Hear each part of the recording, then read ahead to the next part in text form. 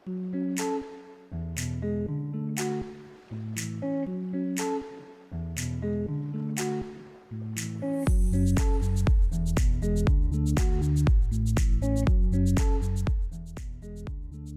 my name is Seringanga, a real estate realtor.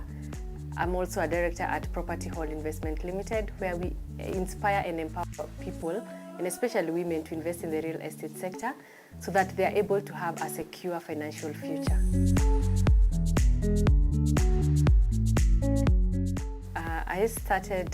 I grew up in Nyeri. My parents were civil servants, and Nyeri, I say, is the backbone of this career of mine, because we could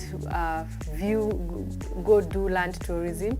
Nyeri is not a big place, so over the weekend you have nothing to do, you just go around. I went to school at Moi Complex. Currently it's called Nyeri Primary School. That is my primary school, and then for high school I was in a school also in Nyeri called Narumoru Girls.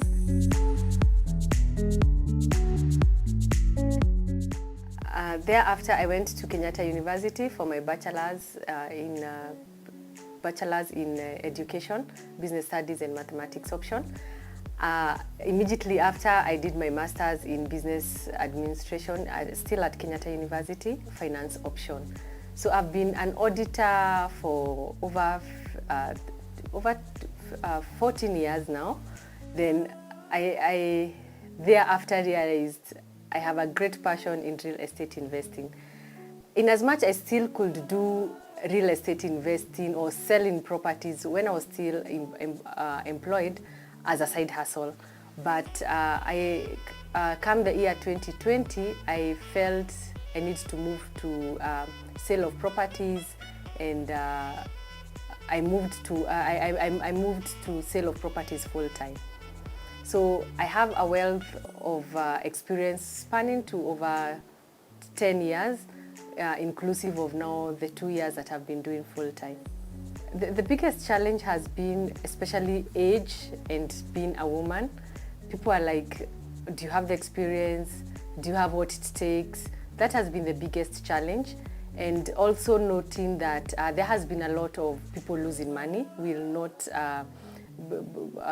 have to appreciate that fact that this has been a very big challenge.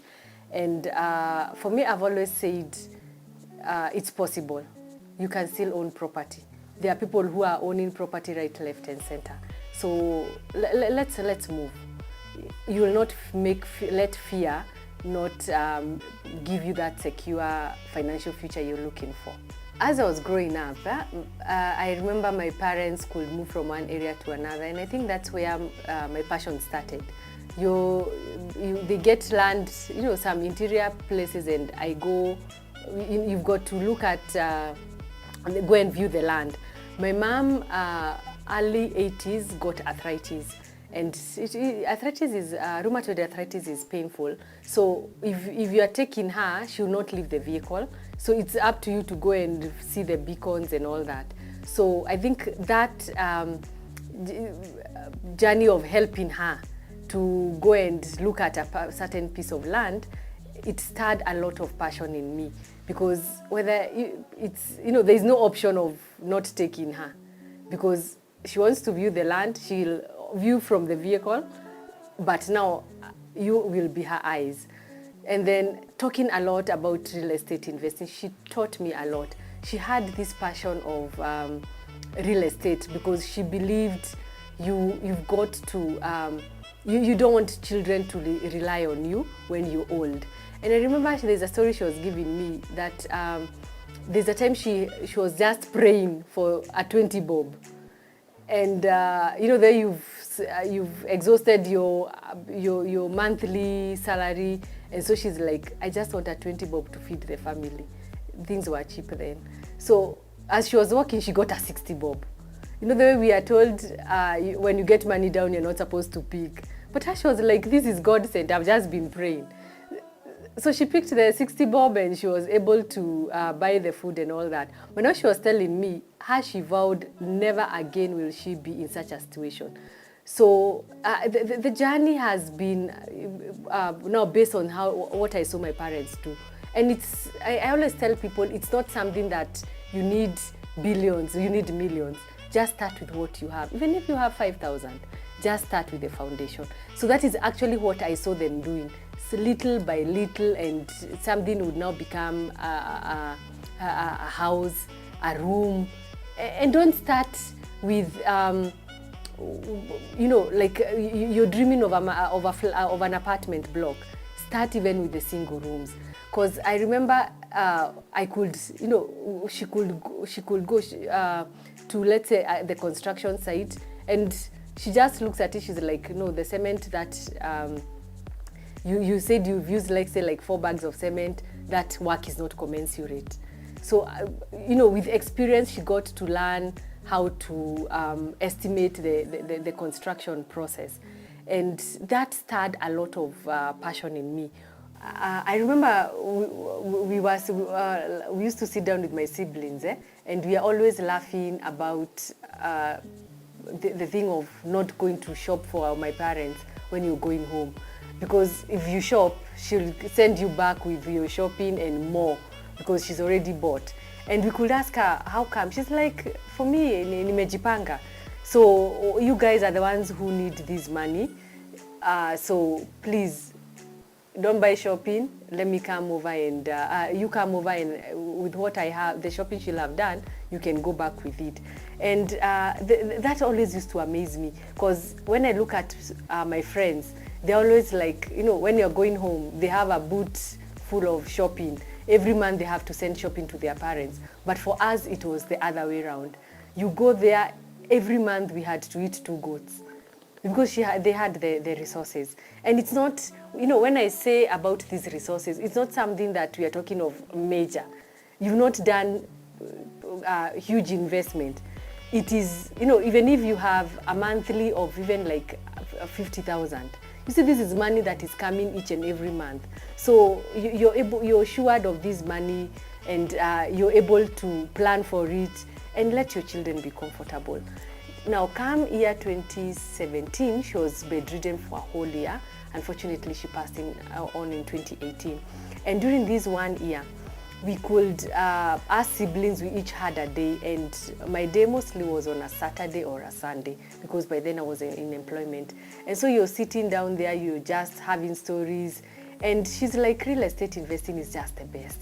Because in as much right now, that time now she was bedridden, she could eat whatever she wants. You know, it's her money. Today she feels like eating chicken, she just needs to send somebody, I need to eat chicken. Because I've seen people who've been bedridden, and you know, the whole household become shambles, because people don't, you know, you may be straining also as a person, as a kid, and now you have to take care of a bedridden person. There is so much resources for that are used up by somebody who is bedridden. Remember, she may be on special diet, she may need diapers, she may need, you know, somebody specifically to help her. And it's really money consuming, but not one day did we chip in. It's actually used to chip in if you feel like, but we are assured that she's well taken care of. And she kept telling me, Terry, real estate is the thing to invest in, because had they not invested, would now be our siblings be forced to take care of them, and we still have our own life to lead. So during that 1 year, it was very phenomenal for me, because I looked at it, if we could be able to eliminate, or if we could be able to secure our future, things would be very great. And I always say women, they are the backbone of a home. As a woman, you are the pace setter of that home. Yes, the men are there, but if you look at it, who has more influence in a home? They are the women. So as a woman, look at it. What steps can you take to ensure that people are not, to ensure that you are not relying on your children? Remember now, this is going to be a cycle.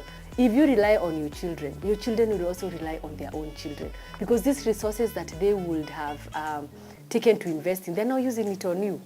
So if it is possible to break this cycle, and what I call the black tax, which is very huge in Africa, it would be moving steps and steps ahead.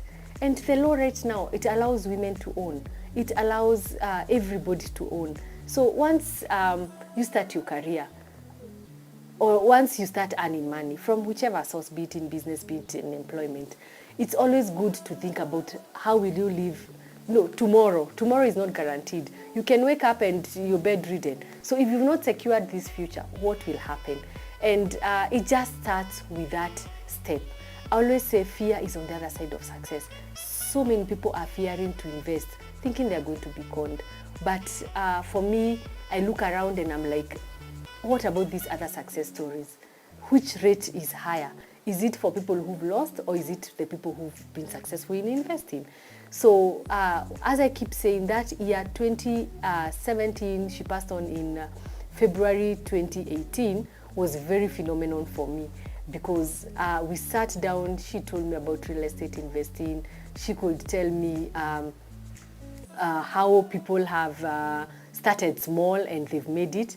And I remember an uncle of mine was telling me, this is, I think that was now after she passed on, he was telling me, why do you think I used to come to your place so many times? Because it was now an opportunity for them to discuss about real estate investing. And right now he's doing well. Yeah, all from that taking up the investing advice that he got. And let's move forward in terms of real estate investing, because yes, there are various real estate, there are various investment options, but even like industrialists, that there's this industrialist called Andrew Carnegie. He said 90% of all millionaires get rich through real estate. And look around, how many people own real estate and they're millionaires? Almost all of them. So let's keep moving in that direction of trying to secure our desired future.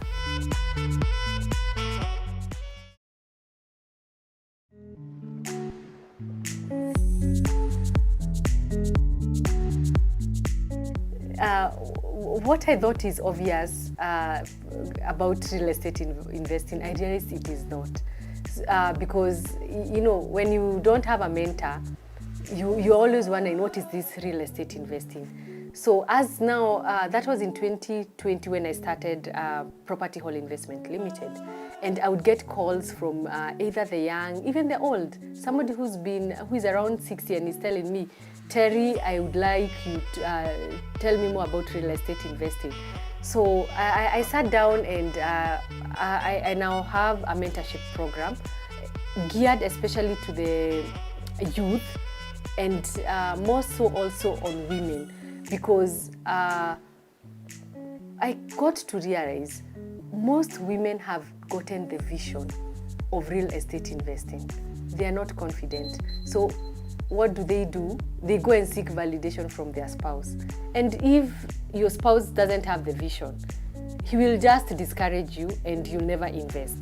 So most of the women are like, I've always wanted to invest in real estate and I would like to but I don't know how.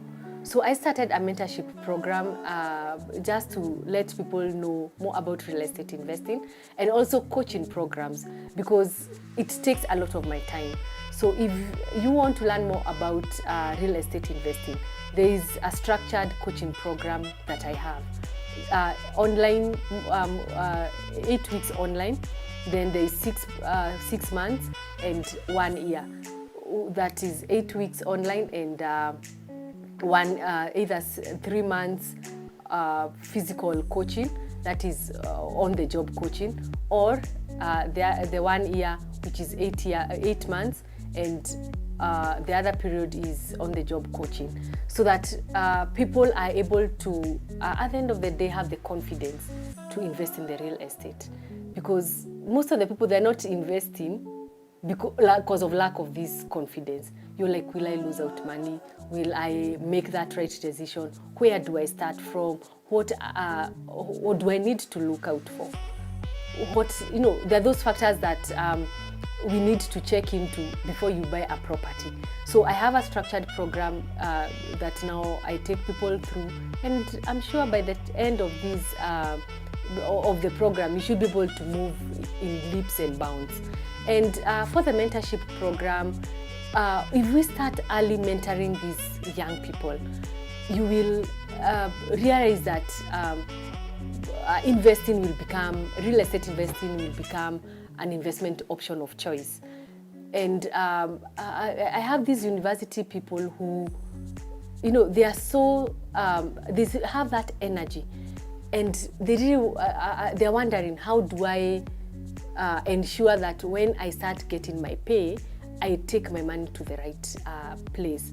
Because if you look at what has been happening, once you get your salary, the first almost 1 year, you'll go and buy a vehicle, you'll go for holidays, you'll go maybe drinking. And 1 year is long enough. There are people now who've been even in employment for 10, 15 years, and they don't have any property, all because they don't have somebody to mentor them.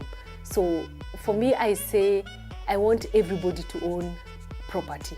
By the time Property Hall Investment Limited is maybe 15, 20 years, everybody should be able to own real estate. Come to the year 2020 was very phenomenal for me, because I sat down and we were discussing with another lady about what's my purpose, what's your gift. You just feel empty, and at that particular time, I was like, what was I brought in this world to do? And it clicked to me that what I thought is so obvious is not obvious to everybody. And that is how I was able to go into a coaching program, or a life purpose coaching program, and I was able to discover real estate for me is a passion. I don't do it because of money. As in, we can talk a whole day all about real estate investing, and I have not gotten anything, because deep inside me, I feel it's one overlooked investment option that would catapult you to greatness. And remember, I was talking about elimination of black tax. If we don't take that stride of breaking the cycle, your kids, your children's children, almost 4 or 5 generations, are going to suffer this issue of black tax. It all starts with you as a woman. Like I said, women, we need to, we are the vision bearers. That's the most amazing thing. So let us see how we can break the cycle of black tax. And what do I mean by black tax? It is that situation whereby you take care of your parent, yet let's say some of them were even employed. So you take care of your parent. Now when you're old, your kids take care of you. So, and it's mainly in the African countries. That's why it was called the black tax.